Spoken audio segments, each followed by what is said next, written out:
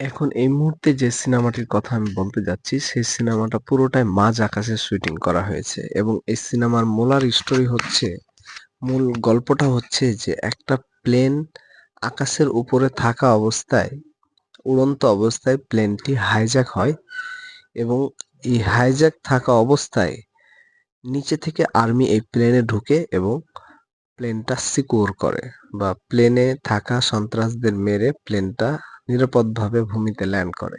পুরো সিনেমাটাই হচ্ছে শ্বাসরুদ্ধকর সিনেমা।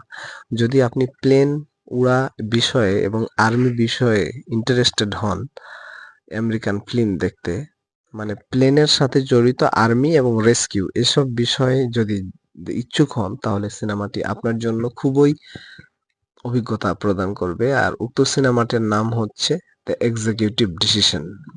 সিনেমার নাম হচ্ছে দ্য এক্সিকিউটিভ ডিসিশন। তো এই ছবিতে যে জিনিসটা ব্যবহার করা হয়েছে, যে জিনিসটা মেসেজ দেওয়া হয়েছে, যে প্রত্যেকটা সেক্টরের একটা আলাদা সিগন্যাল কোর থাকে।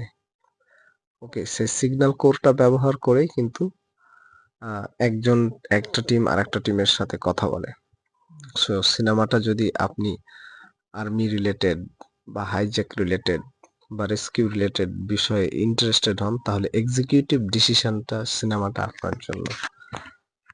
Keep watching myself. Thank you.